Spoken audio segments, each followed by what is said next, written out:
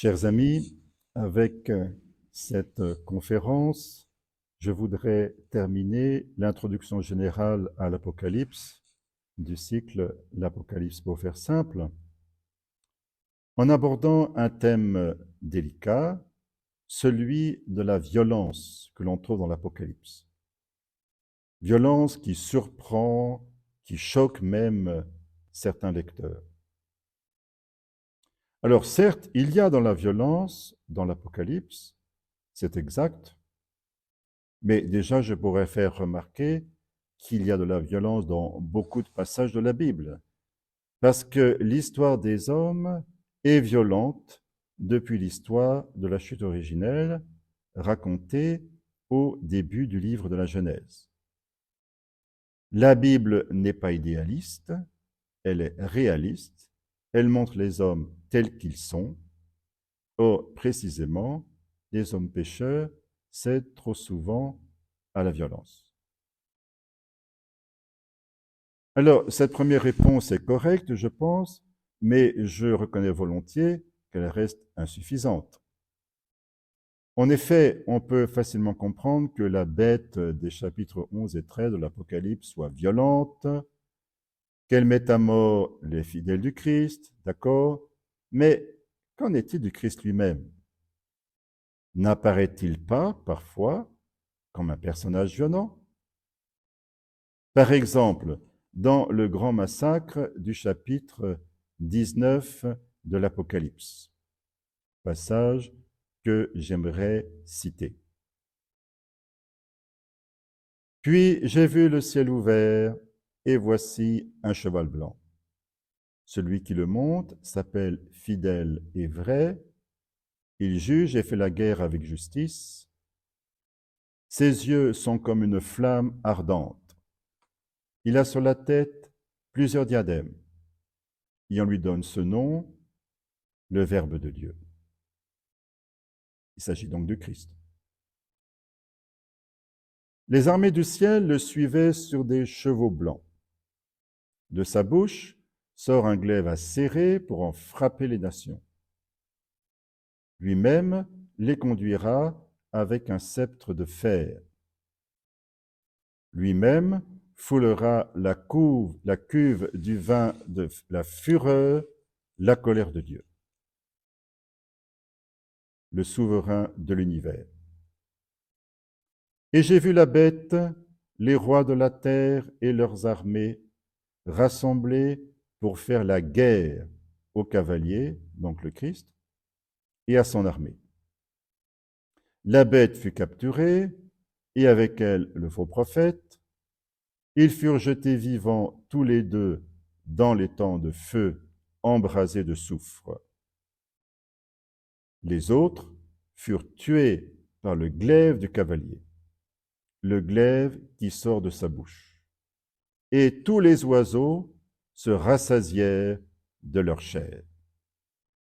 Voilà ce que nous lisons au chapitre 19 de l'Apocalypse.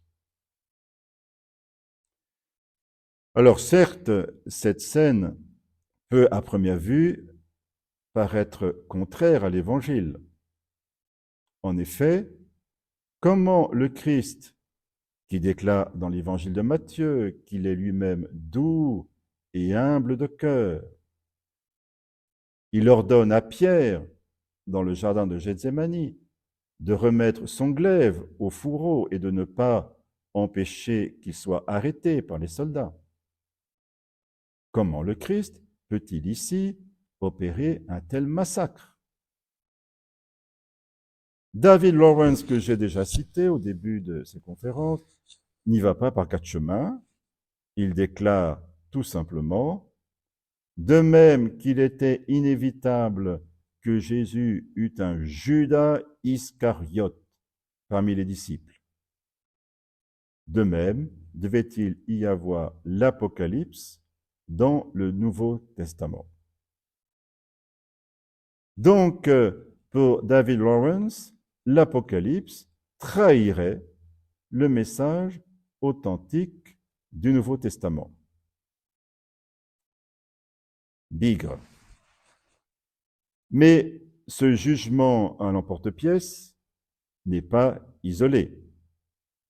Je voudrais maintenant citer le jugement de Carl Gustav Jung, le célèbre psychanalyste, lequel voit dans les scènes de violence de l'Apocalypse l'explosion de sentiments négatifs refoulés et accumulés depuis longtemps à l'intérieur de gens.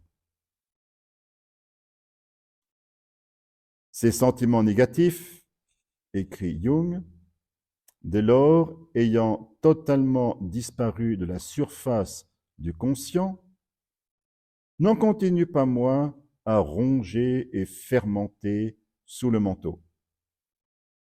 Et il crée avec le temps un réseau très ramifié de ressentiments, de pensées de vengeance, qui, un beau jour, explose dans le conscient sous forme de révélation.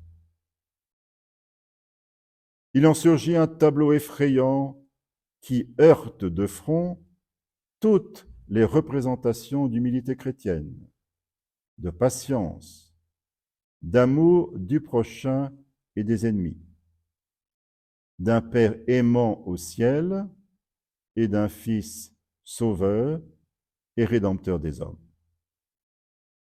C'est une véritable orgie de haine, de colère, d'appétit de vengeance, de frénésie aveugle, de destruction, qui culmine en entassement fantastique d'images propres à susciter l'épouvante.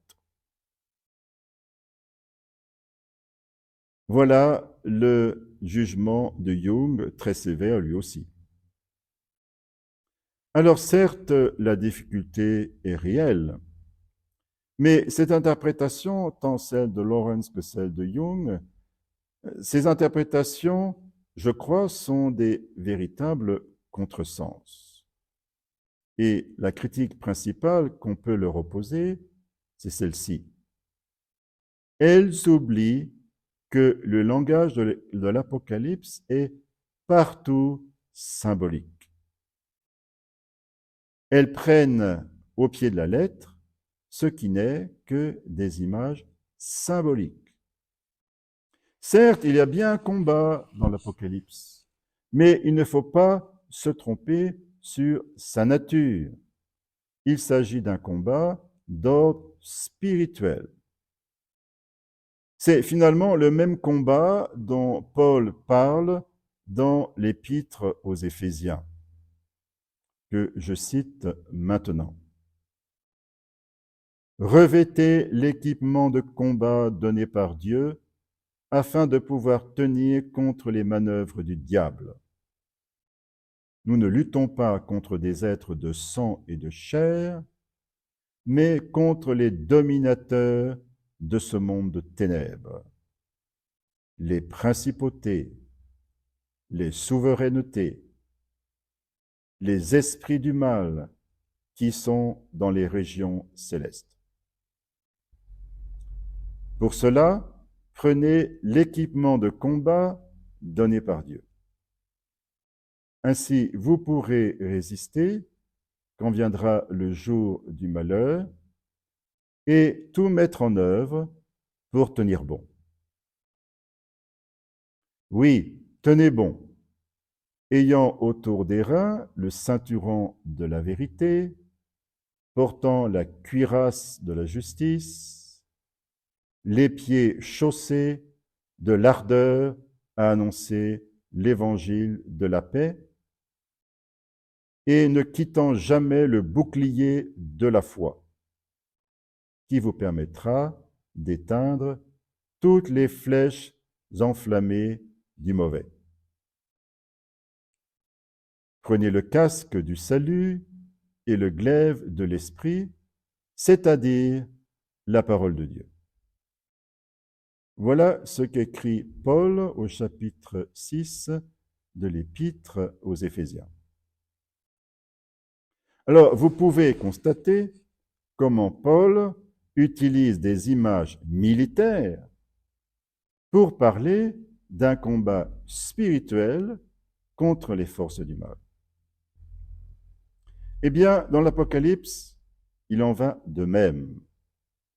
Babylone est une réalité spirituelle et le combat contre les forces du mal dont il s'agit dans l'Apocalypse est spirituel lui aussi. Il convient donc d'interpréter les images militaires de l'Apocalypse de cette manière, symbolique, spirituelle, y compris le grand massacre du chapitre 19, que je vous ai cité vers le début de cette conférence, et dont le sens est bien différent de ce que l'on pense habituellement, comme nous le verrons. Alors cela, c'est un point très important. Il y a de la violence dans l'Apocalypse, en ce sens qu'il y a des images violentes.